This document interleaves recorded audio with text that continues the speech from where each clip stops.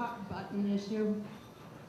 I don't know if it was the Kyoto protocols or whatever it was that a whole bunch of countries got together and they decided that a standing forest had no value.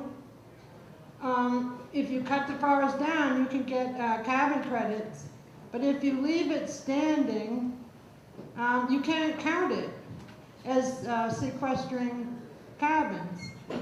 Maine has the largest standing forest east of the Mississippi, I've heard. I believe it.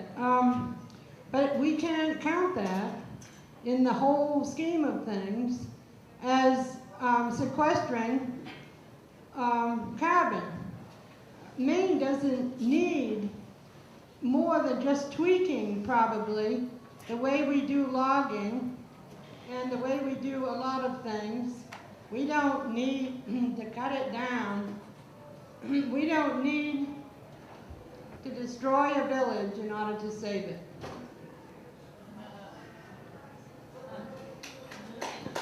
Thanks. I'll just comment, I guess, on sort of a amalgam of some of these comments. This is a hot button issue, yes. These industrial projects have huge impacts on community, huge impacts on towns, and huge impacts on the individuals who live near the turbines. But this is not the first energy source that was a hot button issue. My first 2 arrests, and yes, there were more than 2, were at Diablo Canyon in the late 70s and early 80s in California. So this is not really anything new. It's been a while since we had an energy-related hot button issue that brought out such passions, but it has happened before. I'd like to comment a little on beneficial impact and also on more investment in individual and small projects. As I said before, I am very much in support of residential, commercial, agricultural, and individual installations of wind if those people so choose. I've encouraged towns, my own town has done it, but I've encouraged other towns to create their ordinances to regulate this. So when people decide they want to do this, then the regulations are in place. I think when we're talking about beneficial impact in terms of the front loading of the jobs that these projects produce, the large projects, and whenever we talk about jobs, we have to also look at the downside of jobs. I mean, do we want to, and I'll throw it out as a rhetorical question, do we want to attract any jobs just for the sake of jobs, even if it means they're temporary jobs and they are not only not sustainable jobs, but they are destroying some aspect of Maine that makes Maine what it is? I think that's something that we all have to think about. And lastly, you know, I also said before, I'm in favor of public power, regional power, and getting out of the New England grid. In the early 20th century, when the United States government, under the Raker Act, gave Pacific Gas and Electric permission to flood Hetch Hetchy Valley in Yosemite, the deal was that that power would always be owned by the city and county, the people of the city and county of San Francisco. And that has never happened to this day.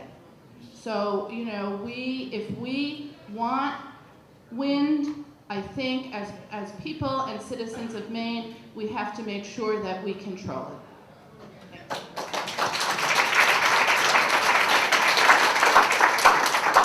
I'm going to try to touch on as many of the questions as I can. The most clear-cut one is, why don't we do more home windmills and home solar rather than large scale? It's a simple matter of economics. A home windmill costs about $7,000 a kilowatt of capacity.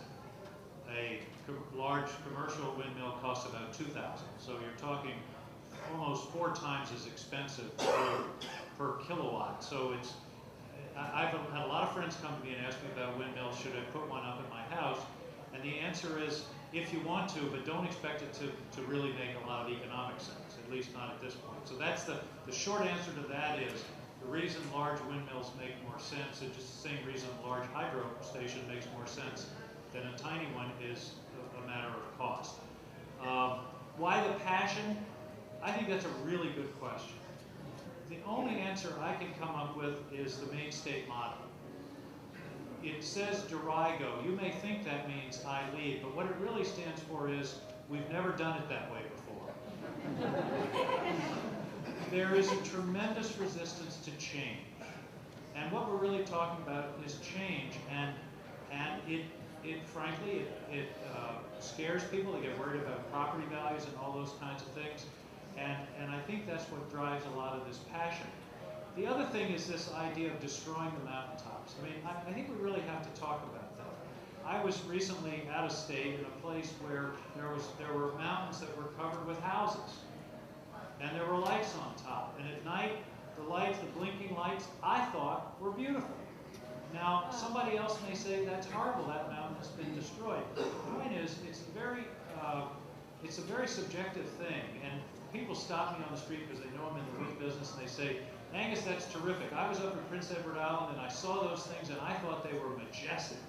That's the word that I most often use. Jonathan thinks they're horrible.